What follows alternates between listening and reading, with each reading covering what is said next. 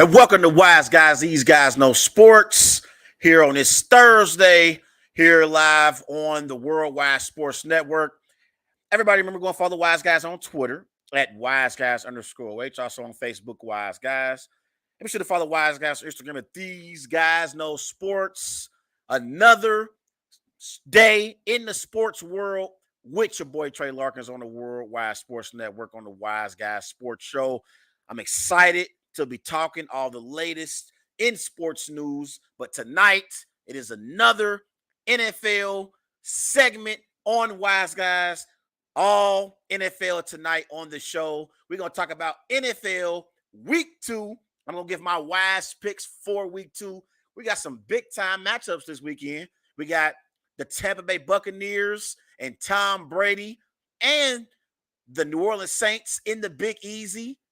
Nfc South battle on Sunday. Also, on Sunday, we got an NFC North battle between Justin Fields and Aaron Rodgers at Lambeau Field. Sunday night, 8:20 p.m. Eastern Standard Time start. I will be in the building at Lambeau Field on Sunday night for that matchup. And then Monday night, we got great matchups between the Vikings and the Eagles. Kirk Cousins versus Jalen Hurts. I'm excited about it. I am disappointed because we're not going to get Joe Burrow versus Dak Prescott because of Dak Prescott's thumb injury. He's going to be out 6 to 8 weeks, but it's a possibility that maybe Dak Prescott returns in week 6. I just got a notification to my phone that it's a great chance that maybe Dak Prescott can return to the field in week 6. I know my Green Bay Packers will be waiting for Dak Prescott. I think it's week 10 when the Cowboys come to Lambeau to take on Aaron Rodgers and the Green Bay Packers. But we in week 2, and we got Bengals, Cowboys. I got a lot of family and friends that's going out to Dallas for that matchup this weekend in Dallas. So Bengals in Jerry World, I'm excited about it. Can't wait to see it, except I don't want to see Cooper Rush, but we'll see what happens in that game. It's a must-win game for the Cincinnati Bengals. Bengals did lose in their week 1 opener to the Pittsburgh Steelers. Also on the show, we're going to talk about Lamar Jackson and the Baltimore Ravens, the contract that they offered him. It came out last week before the Baltimore Ravens took on the New York Jets. The reports about the contract that the Baltimore Ravens offered Lamar Jackson, the details of that contract, and so forth. Also, we're going to talk about, my expectations, for the Baltimore Ravens this season with Lamar Jackson playing in the final year of his deal. But we begin the show in the AFC West as we got a big-time matchup tonight between the LA Chargers and the Kansas City Chiefs. It's going to take place tonight in Kansas City as the LA Chargers and Justin Herbert, who are 1-0 on the season, will be taking on Patrick Mahomes and the Kansas City Chiefs, who are also 1-0 on the season. It's a big-time matchup in the AFC West. It's early in the football season, but this game could have major playoff implications as the season goes along. It's an 8:15 Eastern Standard Time start. I'm going to try to be off here before the game starts. I'm a little late tonight, on the show, but I'm going to try to get off here tonight so I can be able to check out this big-time matchup. Chiefs are favorite by 4 points in this game. The over-under is 54.5.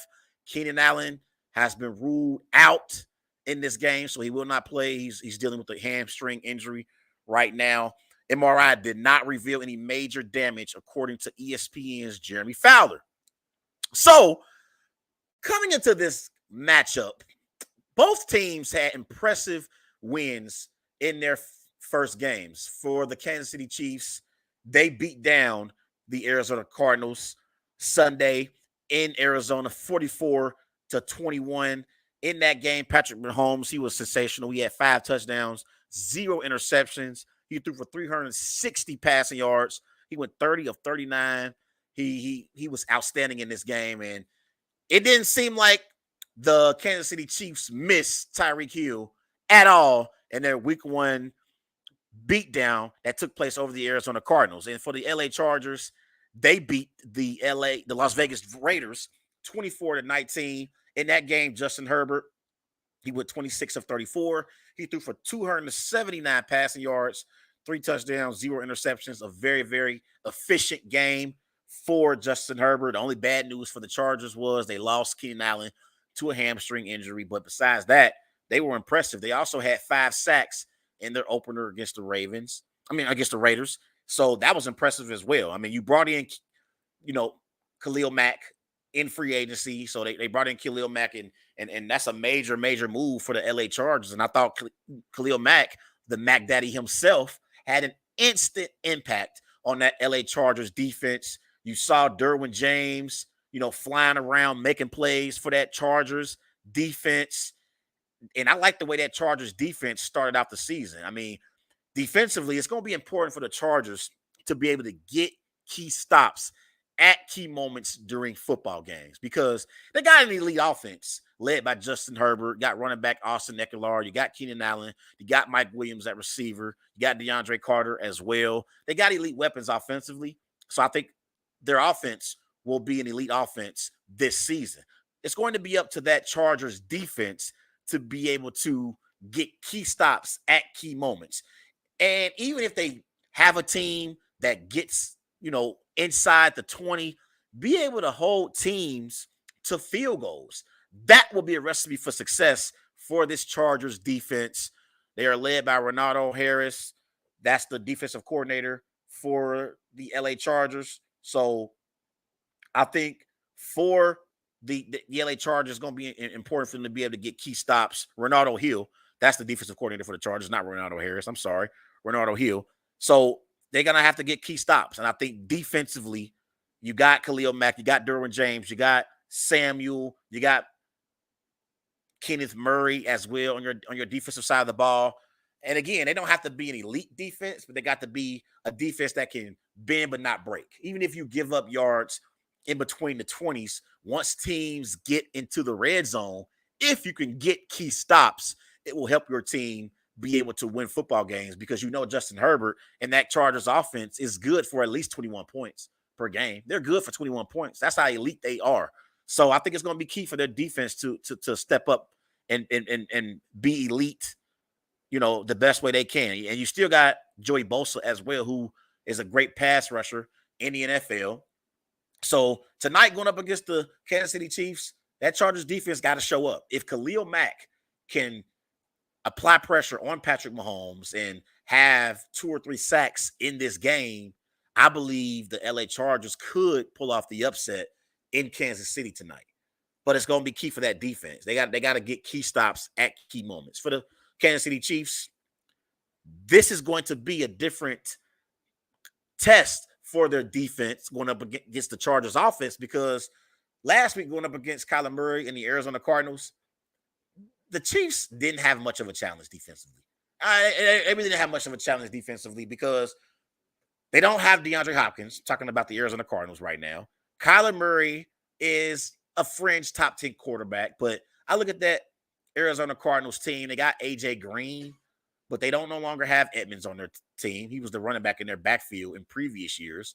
So I think they got Connor as their running back, but that Arizona Cardinals offense is not as elite as this LA Chargers offense is. So this is going to be a different challenge for that Chiefs defense, in this matchup tonight. Justin Herbert got so many weapons to distribute the football to. And so it's going to be key for defensive coordinator Steve Spagnuolo to make sure that the Chiefs defense is going to be ready for this matchup tonight. And Chris Jones, the interior tackle on that defense for the Chiefs, he got to be able to apply some pressure on Justin Herbert. Got to be able to apply some pressure. They did lose Honey Badger, Tyrann Mathieu in free agency. So we got to see what this Chiefs defense is made of. Just like the Chargers defense, is expected to be an average defense and bend but not break. That's the same with the Kansas City Chiefs. You got to be able to make plays and be able to get the ball back for Patrick Mahomes to have more opportunities to score touchdowns. You don't have to be an elite defense, but you have to bend but not break and be able to stand firm in the red zone when opposing teams get inside the 20. But defensively for the Kansas City Chiefs, you still got Chris Jones. You got L'Jarius Sneed. And in their defensive backfield, they did lose Jatavius Ward to the San Francisco 49ers. But, in the game against the Arizona Cardinals, they got some nice help with their defensive line, being able to, get 3 sacks in that game. You also still got Frank Clark, who's a great pass rusher as well. So I want to see which defense is going to be able to impose their will tonight in this AFC West battle. Because we know the Chargers and Chiefs both have elite offenses, but it's going to be on the defenses, and it's going to be key on who can actually step up to win this game. Which defense can I depend on tonight as I watch this game to see who's going to come out on top? For Justin Herbert, him going into Kansas City without Keenan Allen, it's going to hurt the Chargers tonight. I think it will impact the Chargers' ability to score a lot of points in this game. But again, they still got Austin Ekeler. They still got Mike Williams. You still got DeAndre Carter as well. So, like, without Keenan Allen, who's one of the best receivers that we have in the NFL, the Chargers offense will suffer, but they're not going to suffer to the point where they won't be able to score any points. I still think this is an elite offense. I still think they're an elite offense, but again, they're going to have to do it by committee tonight without Keenan Allen. And I think one of the keys is going to be their tight end, Gerald Everett. If he can help Justin Herbert in the passing game and be a reliable target for Herbert, that will help this Chargers offense be able to move the ball in the absence of Keenan Allen. That's going to be very, very key tonight. Everybody go and follow Wise Guys on Twitter at WiseGuys_H. Also on Facebook, Wise Guys. And be sure to follow Wise Guys on Instagram at These Guys Know Sports. Tonight, for me, an X factor in this game is going to be Austin Ekeler. I think Austin Ekeler could have a major, major impact on this game and whether or not the LA Chargers can steal a game on the road.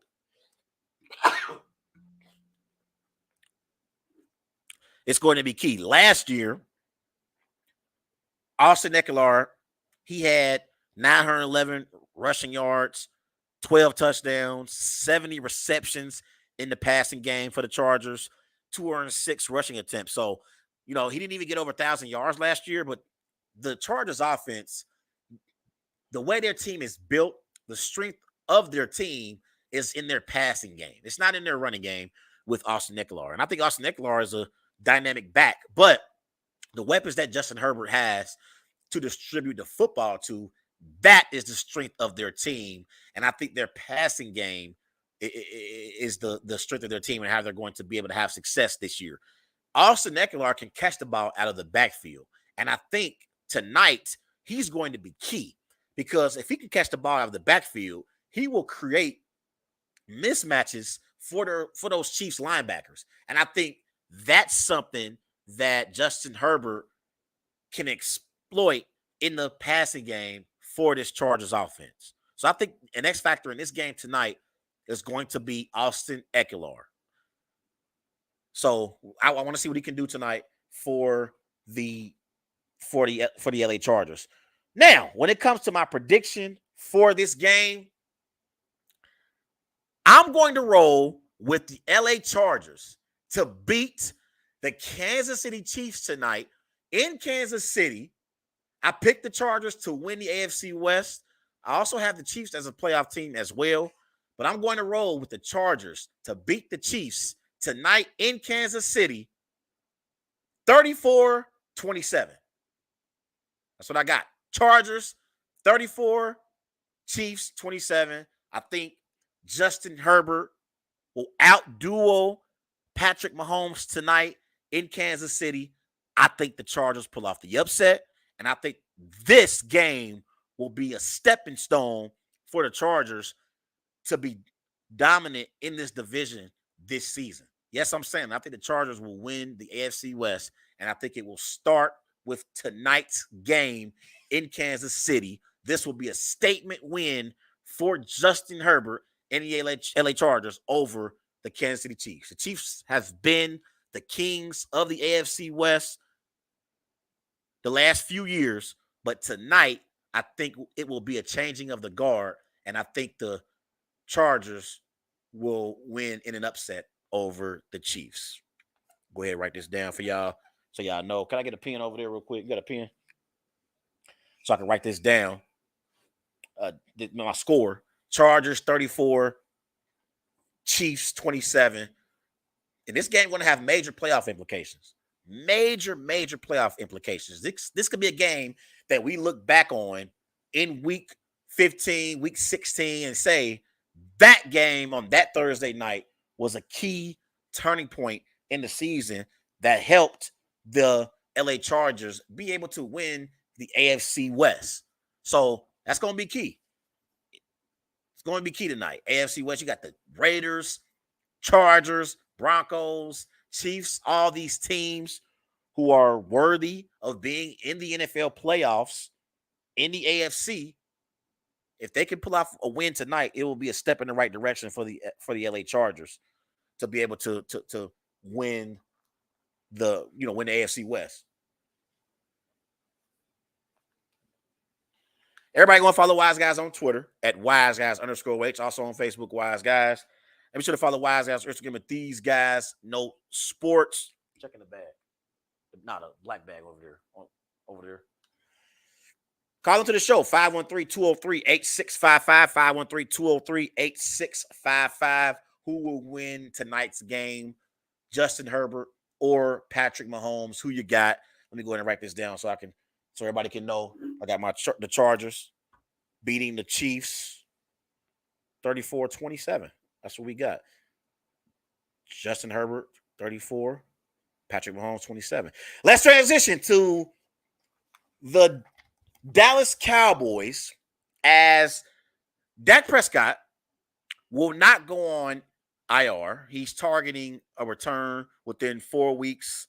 Jerry Jones recently told 105.3 The Fan. It's a sports talk radio show in Dallas. So Jerry Jones is expecting Dak Prescott to possibly return within the next 4 weeks. Again, earlier, I got a report about how the Cowboys may be able to get back Dak Prescott in week 6. That's a possibility. It could happen. He has an outside chance to return from his thumb injury versus the Philadelphia Eagles in week 6. This was reported by NFL Network's Ian Rappaport. So we'll see what happens. Now, everyone's talking about whether or not the Dallas Cowboys can still win the NFC East without having Dak Prescott for a few weeks.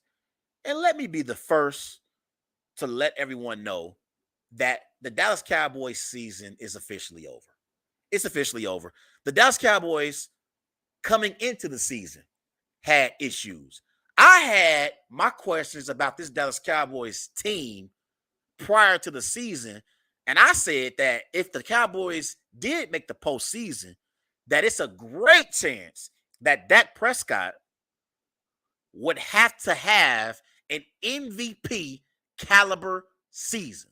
He's going to have to carry this Dallas Cowboys team in order for the Cowboys to be a playoff team in the NFC, because I don't believe that the Cowboys, as currently constructed, have a playoff caliber roster.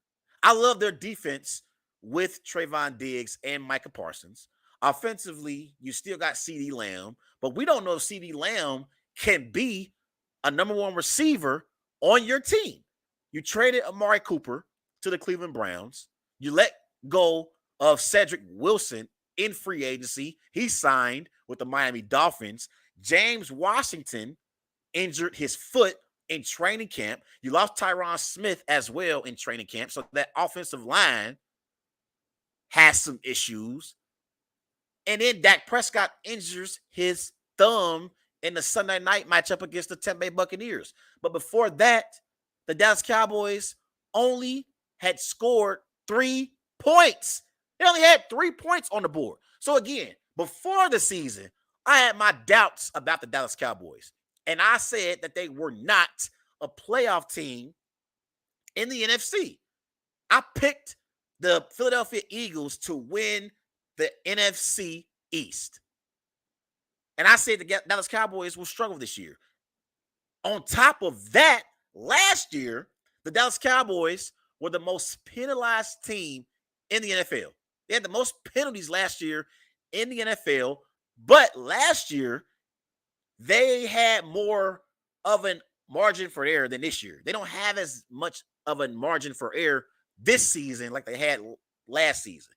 Last season, they still had a bunch of talent on this Dallas Cowboys team. Still had Lyle Collins up front on that offensive line with Tyron Smith. So I thought last year that Dallas Cowboys team, from a talent perspective, had more of a margin for error than they do this year. This year, the margin for error is slim. And now you lose your starting quarterback, who's arguably a top 10 quarterback in the NFL, in Dak Prescott in week 1, and your offense was already struggling to begin with. Not to mention, Ezekiel Elliott is a shell of himself. He's not the same Ezekiel Elliott this year as he was back in 2018. Ezekiel Elliott is past his prime as a running back. We've seen the decline in Ezekiel Elliott over the last 4 seasons. And over the last 4 seasons, Ezekiel Elliott's carries have decreased year after year. 2018, Ezekiel Elliott, he had 304 carries. 2019, he had 301. 2020, he had 244 carries. 2021, he had 237. So Ezekiel Elliott's carries have decreased over the last 4 years. So he's not the same running back that he was in 2018 and 2017.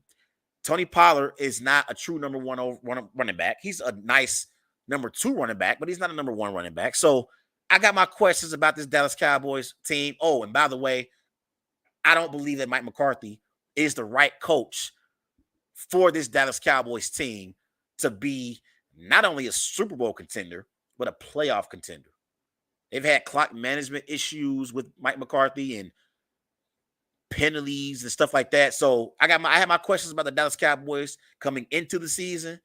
You add Dak Prescott being injured on top of that, I don't think the Dallas Cowboys can win the NFC East, and I don't believe the Dallas Cowboys are a playoff team in the NFC overall.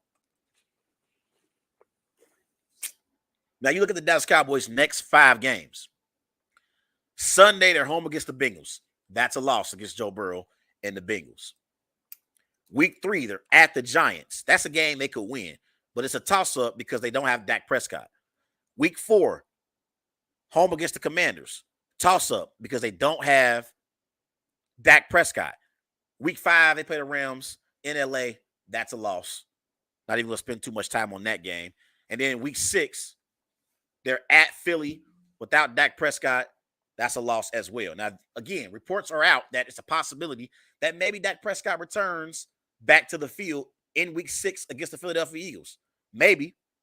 But even if Dak Prescott plays in week 6, Cowboys won't beat the Eagles in Philly at Lincoln Financial Field. It will not happen. So I look at this Cowboys team right now. I think the only way that the Cowboys find a way to still stay competitive, not even necessarily a team that can win the NFC East. I'm just talking about staying competitive. The only way the Dallas Cowboys can stay competitive is if they get on the phone and they make a trade for Tyler Huntley. That's the backup quarterback for the Baltimore Ravens. Because right now, with the way this team is constructed, their backup quarterback in Cooper Rush, he's not going to be able to get it done. Now, I know last year, Cooper Rush had one great game against the Minnesota Vikings. He had 422 passing yards, 3 touchdowns, 1 interception, 105.1 quarterback rating. He was outstanding in that game. But a dead clock is right twice a day. So I don't believe Cooper Rush is the caliber of quarterback that could lead the Dallas Cowboys to let's just say Dak Prescott misses 6 games and he does return, around week 7 or week 8. Let's say he misses 6 or 7 games. With Cooper Rush, the Cowboys will be lucky to go 3-4. They'll be lucky to go 3-4 because I see them going without Dak Prescott. If he misses 7 games, I see the Cowboys going 2-5. 2-5, maybe.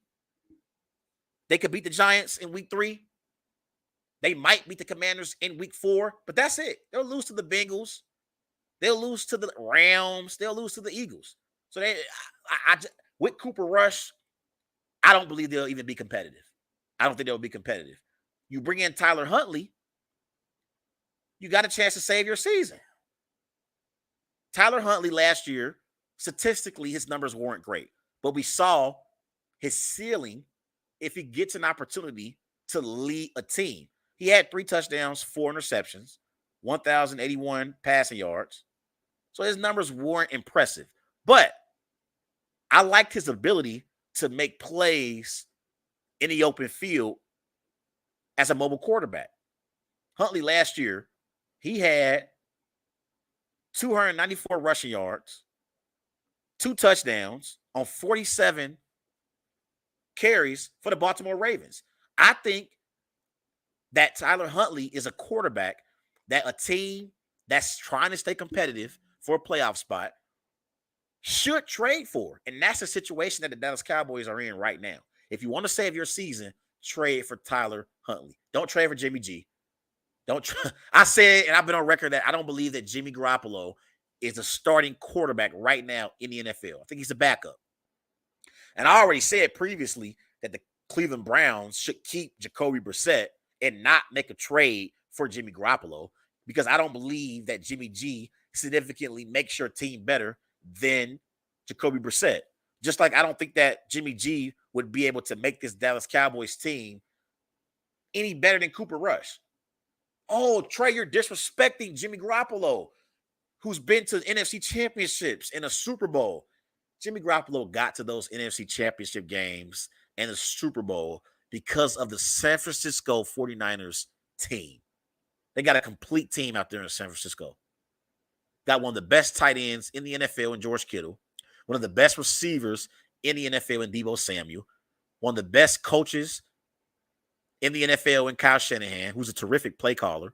And defensively, they got Fred Warner, they got Nick Bosa, and you got Arik Armstead up front as well. That San Francisco 49ers team is a complete football team. They were winning games and going on deep playoff runs because of the team, not because of Jimmy Garoppolo. But again, I think it's important for the Cowboys, if they want to be contenders in the NFC and just stay competitive, forget winning the division, staying competitive, you get on the phone with the Baltimore Ravens and you try to trade for Tyler Huntley. Everybody go and follow Wise Guys on Twitter at WiseGuys_OH. Also on Facebook, Wise Guys. Be sure to follow Wise Guys on Instagram at These Guys Know Sports. Call to the show, 513-203-8655. 513-203-8655. Give me your thoughts on the Dallas Cowboys. Do you believe that the Cowboys can stay competitive in the absence of Dak Prescott? And did you have the Cowboys as a playoff team before the season even started? Let's transition and let's go to Baltimore and let's talk about Lamar Jackson and the Baltimore Ravens. As these reports came out Sunday prior to the games starting in week 1, ESPN, Chris Mortensen, and Adam Schefter, they reported that Lamar Jackson turned down a 5-year deal worth over $250 million, $133 million guaranteed in that deal. Dak Prescott turned that down. So I want to read the tweet from Chris Mortensen on the Lamar Jackson situation. This is Chris Mortensen. He said,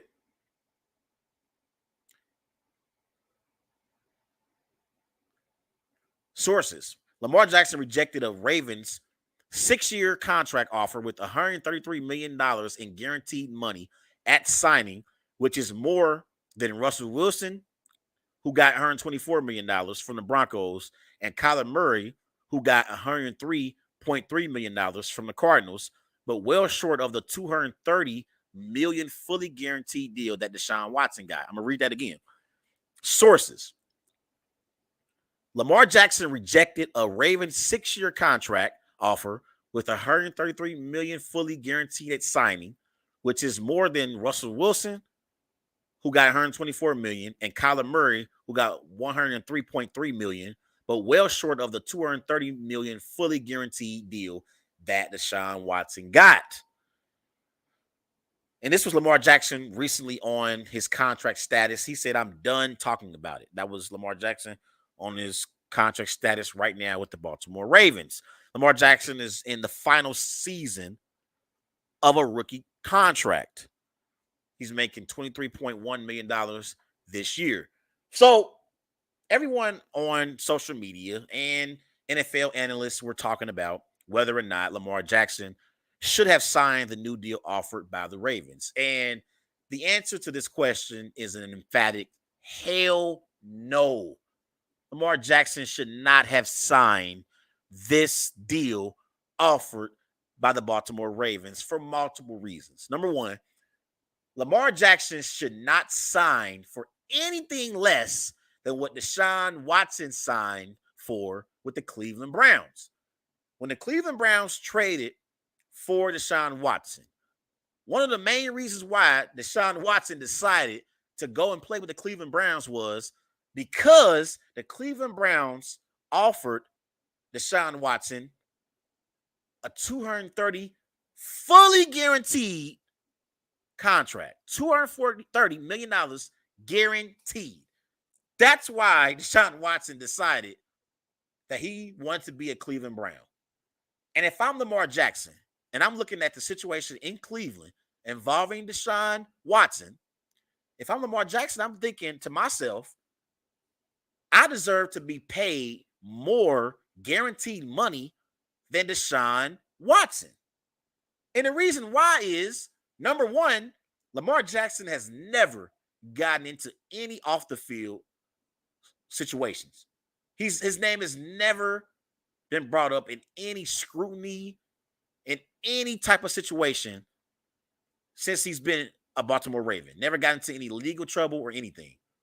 That's the number one thing, because one of the main reasons why you see these organizations giving out this money to these quarterbacks the way that they are is because they trust that particular quarterback to be a leader in the locker room, on the field, but also be a model citizen of society off the field and away from the facility. You got to be trustworthy if you want to be able to receive millions of dollars that's guaranteed from these organizations in the NFL. And Lamar Jackson has been more trustworthy than Deshaun Watson has. And I know that everyone has their own opinion about the Deshaun Watson situation. But no matter how you feel about the Deshaun Watson situation, it's undeniable that Deshaun Watson put himself in a position to be scrutinized and to have to deal with off the field accusations, dealing with those masseuse that he was dealing with. So he put himself in that situation. Lamar Jackson has been a model of consistency since he's been the quarterback of the Baltimore Ravens. He's never put himself in a position to have to be in a situation where he's dealing with legal issues off the field.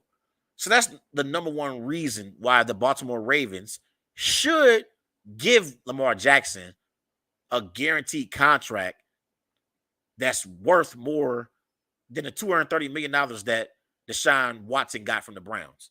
because he's trustworthy. But also, when it comes to this situation, another reason why I feel like Lamar Jackson should not have signed this deal offered by the Ravens, and also I don't think Lamar Jackson should even be playing right now. I've been on record saying that. And the reason why is football is a physical sport. Unlike basketball or baseball, one hit and your career could be over. One hit and your career could be over. So because he doesn't currently have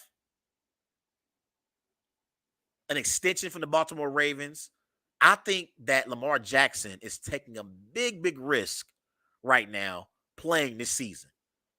And given the way that he plays and how his play style is, it's very risky for him to be on the field for the Baltimore Ravens without having a contract extension. I think it's risky. And we know these owners are looking for reasons to be able to not give you what you're worth as a franchise quarterback. They're trying to find reasons to not pay these young franchise quarterbacks the money that they deserve. They're looking for every reason under the sun.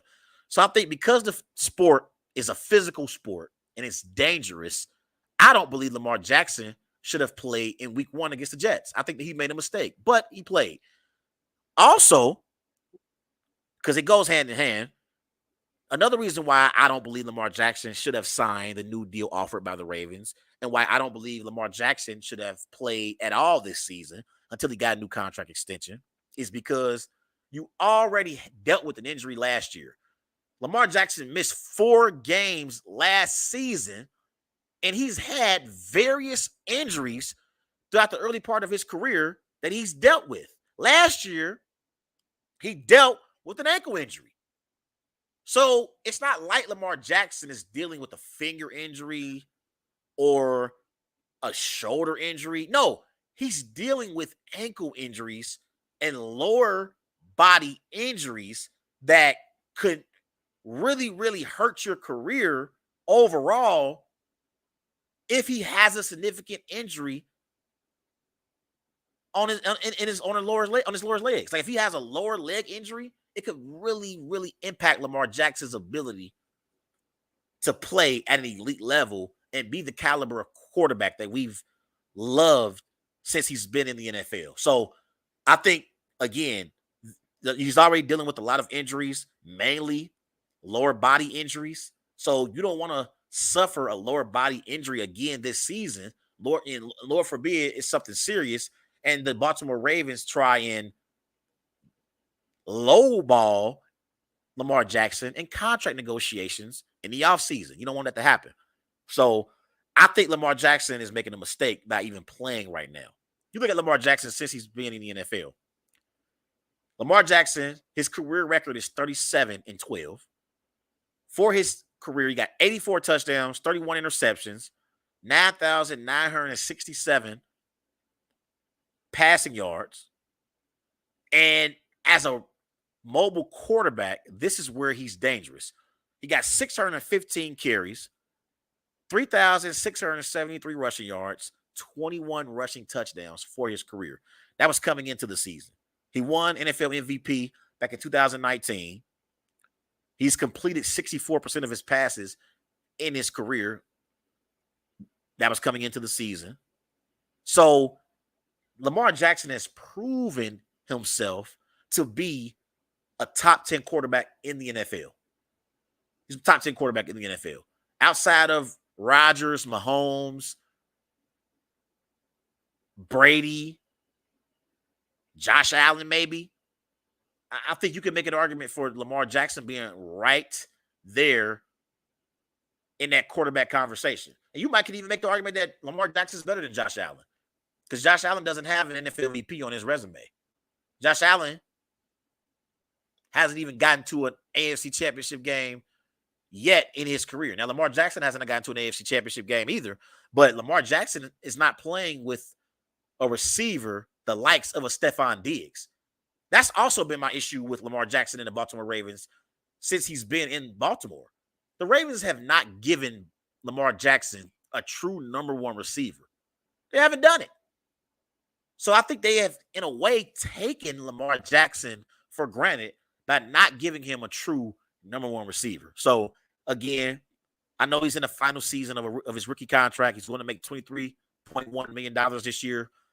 But if I'm Lamar Jackson, I'm not going to play another snap for the Baltimore Ravens until I get a new contract extension.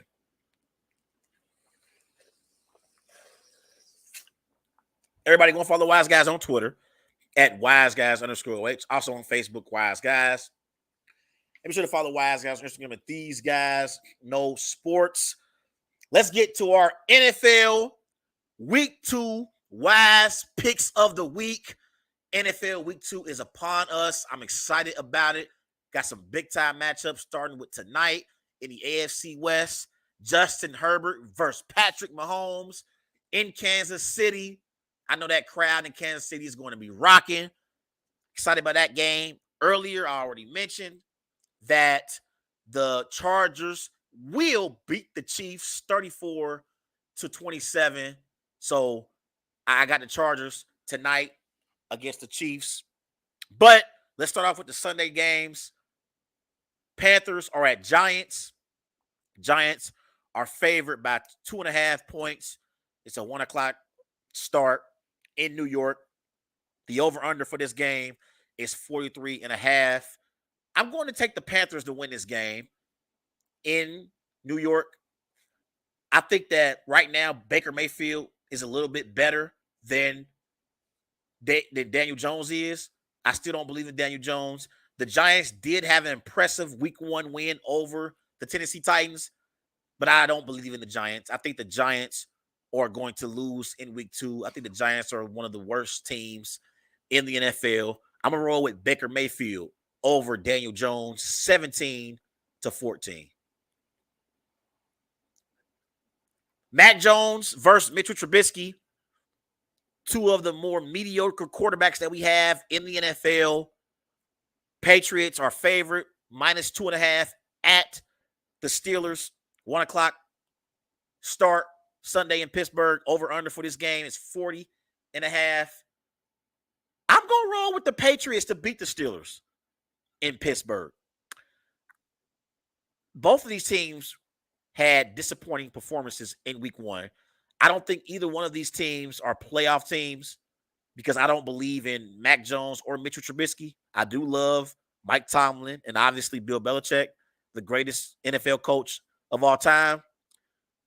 But I think this game is going to be a defensive type of game. I don't think the offense is going to put up many points. So I'm going to roll with the Patriots to beat the Steelers. I'll go 20-17. It'll be a close game, but I'm going to roll with the Patriots to outlast the Steelers 20-17 in Pittsburgh. New York Jets at Cleveland Browns. Jets are +6 in this game, so the Browns are favored by 6 points. It's a 1 o'clock start in Cleveland. Over-under for this game is 40. Jets lost to the Baltimore Ravens in Week 1. I don't think the Jets are a good football team, so I think they're going to lose this game to the Cleveland Browns. The Browns had an impressive comeback against the Carolina Panthers in Week 1. And I already said that I believe the Cleveland Browns in their first 6 games will go at least 4-2. This is one of the games that I said the Browns would for sure win over the Jets. I'm going to roll with the Browns to beat the Jets. I'll say 24-17. So I think it'll be close. 24-17, Browns over the Jets. Commanders at Lions. Lions are favored by 2 points in this game. 1 o'clock start in Detroit. Carson Wentz versus Jared Goff.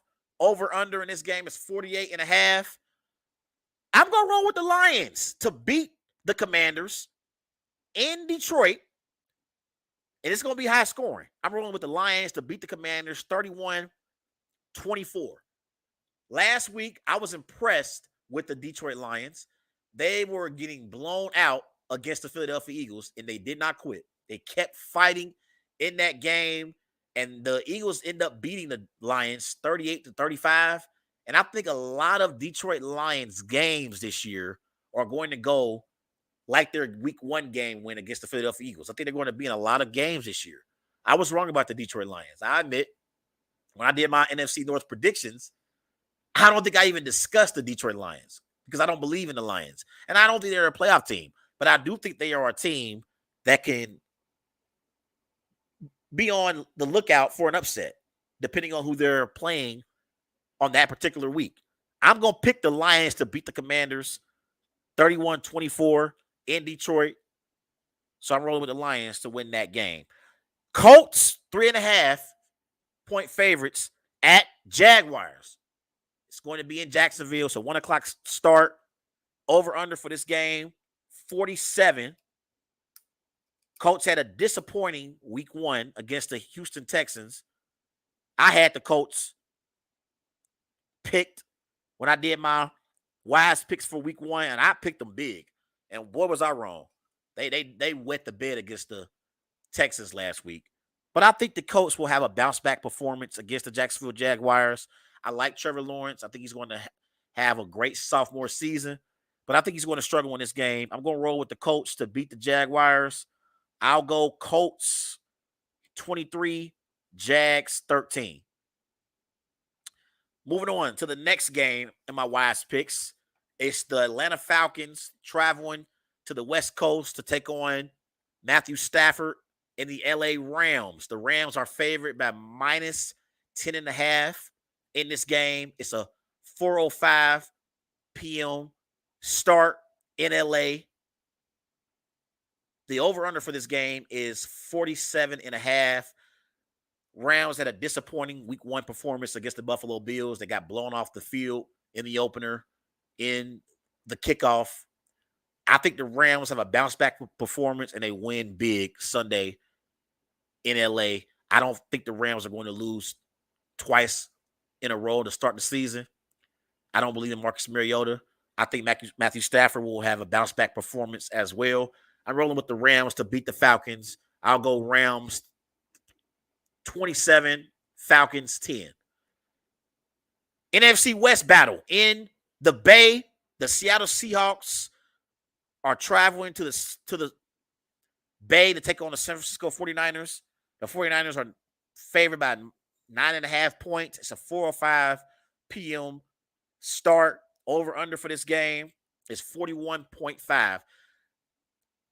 49ers lost last week to the Bears. They had a letdown in the second half of that game. I don't think they're going to have back-to-back games where they have a letdown. I think the 49ers are going to take care of business against the Seattle Seahawks.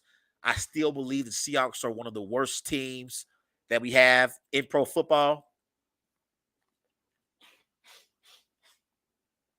I just think that the Seahawks, they were excited as a team, and they rolled the energy in Seattle from that fan base in that stadium the other night against Russell Wilson and the Denver Broncos. I don't think Seattle was very good, and I think the 49ers are going to prove why they are a legit playoff team in the NFC. I'm rolling with the 49ers big over the Seahawks. I roll with the 49ers. We'll go 24-7. I think Gino's going to struggle against that 49ers defense. Texans at Broncos. Broncos are favored by 10.5 points, 4:25 p.m. start in Denver. Over under for this game is 45. I don't think Russell Wilson will lose 2 games in a row to start the season. I think Nathaniel Hackett will learn from his clock management issues that happened in week 1 against the Seattle Seahawks. I'm rolling with the Denver Broncos to beat the Houston Texans 27-17.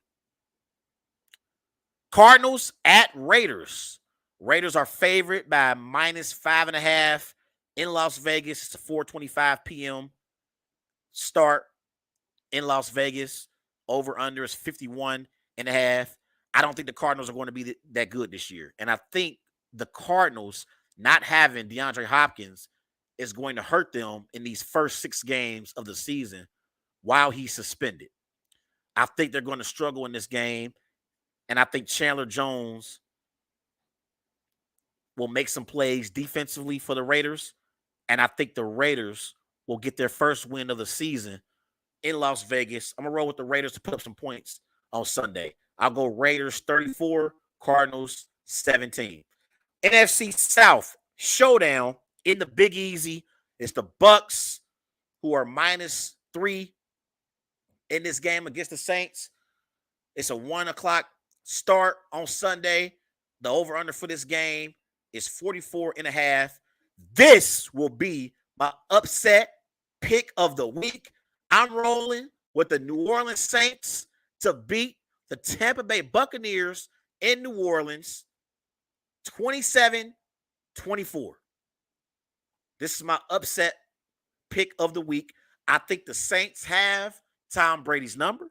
I think the Saints defense, led by linebacker DeMario Davis, and in the back end, you got Honey Badger, Tyrann Mathieu, Marshawn Lattimore, and up front, you got Cameron Jordan. I think they are going to make it tough on Tom Brady and that Bucs offense. Bucs lost Chris Godwin in week 1. Chris Godwin is out with a hamstring injury. So I think the Bucs are going to struggle in this game. I don't believe that the Bucs played well in week 1. I know they beat the Dallas Cowboys, but that's how awful the Dallas Cowboys are. The Bucs, they didn't impress me in week 1. They didn't. I think the Saints take care of business in the Big Easy. Saints 27, Bucs 24. Tua versus Lamar. The Miami Dolphins are traveling to Baltimore to take on Lamar Jackson in the Baltimore Ravens. The Ravens are favored by 3.5 points in this game. It's a 1 o'clock start in Baltimore. The over-under for this game is 44.5. I don't think this is a major upset, but I've been talking about the Baltimore Ravens and how I believe that this team is a team that struggles sometimes to get into a rhythm offensively. I know they got Lamar Jackson, and Lamar Jackson is big time, but they don't have a true number 1 receiver. It took them a while to pull away from the New York Jets. They blew out the Jets, but it took them a while. I think the Dolphins are a playoff team in the AFC. I think Tua is going to have a good game because he has 2 dynamic receivers in Tyreek Hill and Jalen Waddle. I'm rolling with the Miami Dolphins to beat the Baltimore Ravens in Baltimore. I'll go Dolphins 21, Ravens 20. It will be close, but I think the Dolphins are going to slightly beat the Baltimore Ravens. Dolphins 21, Ravens 20. Bengals are traveling to Dallas to take on the Dallas Cowboys in Jerry World. Bengals are fresh off a loss against the Pittsburgh Steelers and Mike Tomlin. Bengals are favored by 8 points in this game.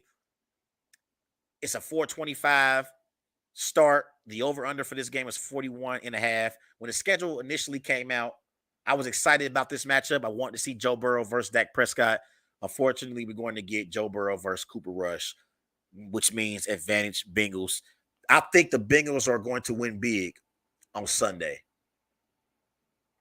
I roll with the Bengals. Actually, I'm gonna say that I think the Cowboys will keep it close, but I think the Bengals are going to win decisively. Let's put it that way. I got Bengals 27, Cowboys 13. So I don't think it's going to be a blowout, but I think the Bengals are going to win by 2 touchdowns. In the NFL, if you win by 2 touchdowns or more, that's a blowout. But in the NFL, I mean, it's a passing league. 2 touchdowns is not that much. But I think Bengals are going to be fresh off that loss from last week against the Steelers. Joe Burrow will have a bounce back performance. You're not going to see Burrow turn the ball over 6 times like he did in week 1. So I think Burrow's going to have a bounce back performance. I expect Jamar Chase to win his matchup against Trayvon Diggs. And I think that Bengals offensive line will do better against that Cowboys front 7. So I think the Bengals are going to win this game in Dallas. I got a lot of family and friends are going to be traveling to this game out there in Dallas. So I got Bengals 27, Cowboys 13. Now, NFC North battle. Bears at Packers. The Packers are favored by 9.5 points. It's an 8:20 start on NBC, the Sunday night football matchup. The over-under for this game is 42.5. I will be in attendance at this game at Lambeau. I'm so excited to be traveling to Green Bay to watch the oldest rivalry in the NFL, even though the Packers dominate the Bears, and we've dominated the Bears since Brett Favre was a starting quarterback in 1992, and it's transitioned from Brett Favre to Aaron Rodgers, and Aaron Rodgers, like he told Bears fans last year at Soldier Field, I own you. I'll be at this game, and I'm going to witness the Packers own the Chicago Bears at Lambeau. I'm rolling with the Green Bay Packers to have a bounce-back performance and beat the Chicago Bears. I'll go Packers 24, Bears 14. I think the Packers cover the spread. Packers 24, Bears 14. I think the Packers offense gets back on the right track. And I believe that the young receivers like Christian Watson, like Romeo Doubs, I think they have decent games. I think the Packers are going to be great with their rushing attack with A.J. Dillon and Aaron Jones. The weather is going to be a factor in this game because it's supposed to rain, unfortunately. And I think if it's going to rain, I think you have to lean on your dynamic duo at running back with Aaron Jones and A.J. Dillon. And I think they're going to have big nights. But again, I think Christian Watson and Romeo Doubs will, have a few receptions from Aaron Rodgers in this game. And I think they're going to perform well against the Bears. I don't think the Bears are a good football team. I think they lucked up beating the 49ers last week. But I think it's going to be Packers 24, Bears 14. Y'all know I'm excited about that game because I'll be in attendance for that game at Lambeau.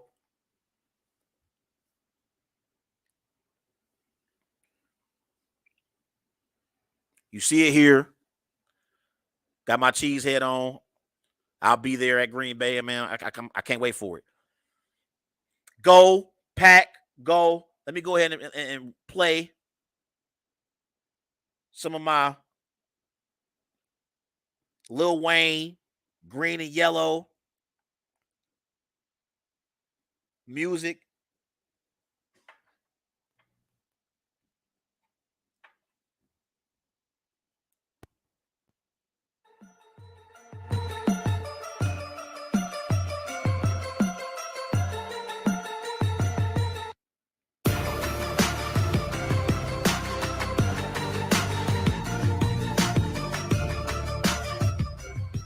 We yelling, go, Pack, go.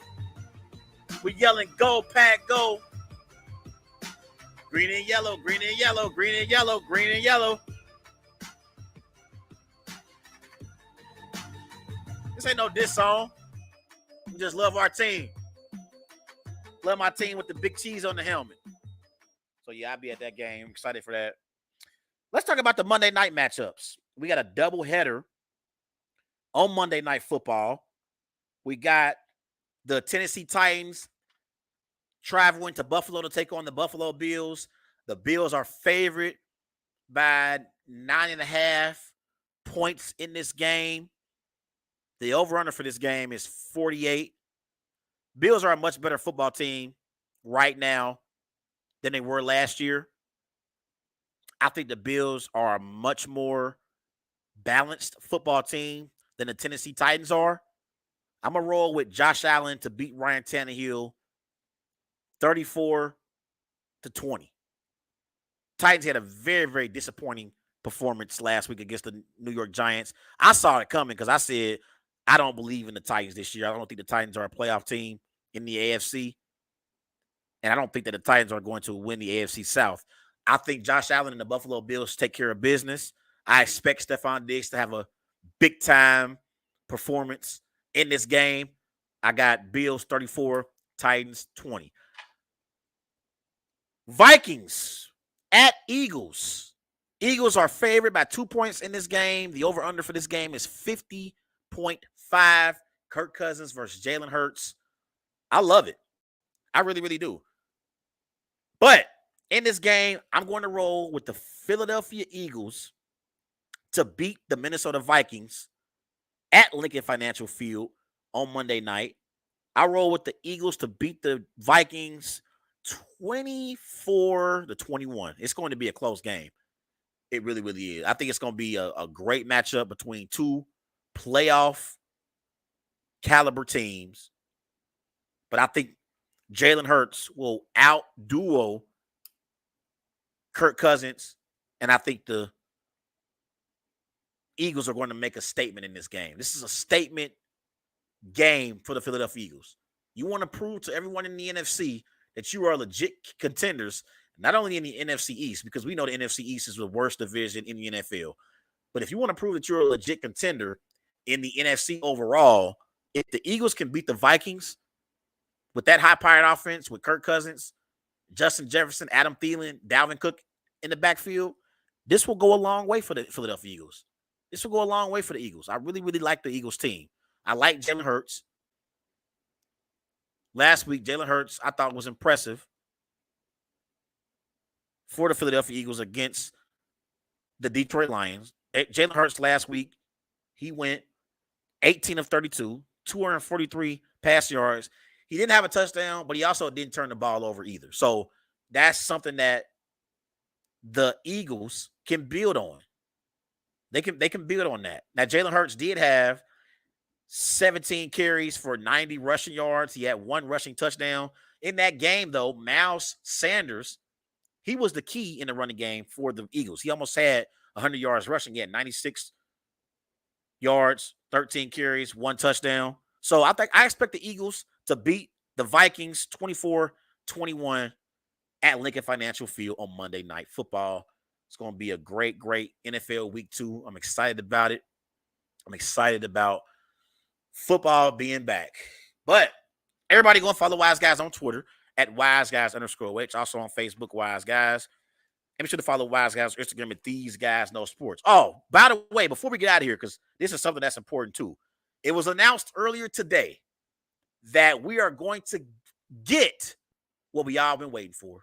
Boxing fans, we have all been waiting for an announcement on Errol Spence Jr.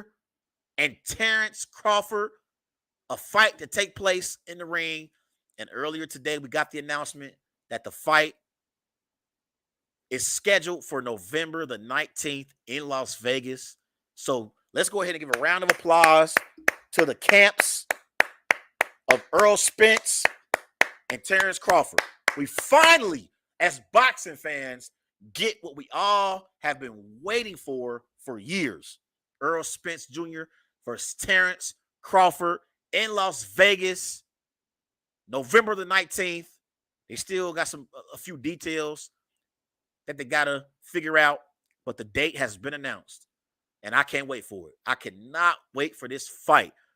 The same way I was excited for the Floyd Mayweather and Manny Pacquiao fight, even though it took years to happen, I'm excited for this Spence Crawford fight as well. So I had to throw that out there before we get out of here tonight. Excited about that. Some great college football games are going to be on Saturday in college football.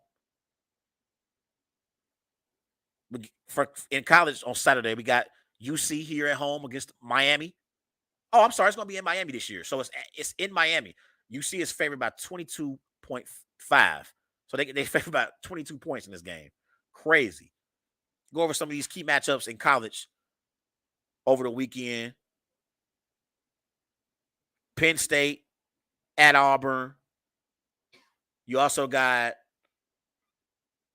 Ohio State taking on Toledo. Ohio State should take care of business in that game. They're favored by 32 points in that game.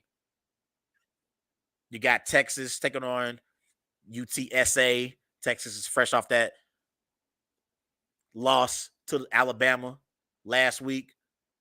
Utah at San Diego State. Utah lost to Florida in the opener, but they lost. But they did win last week and got back on track. So some nice big time matchups in college football for the weekend. It's gonna be a great weekend of football. Everybody gonna follow Wise Guys on Twitter at WiseGuys_H. Also on Facebook, Wise Guys. And be sure to follow Wise Guys on Instagram at These Guys Know Sports. I'm Trey Larkins on the Wise Guys Sports Show on the Worldwide Sports Network, signing off. Everyone have a great weekend.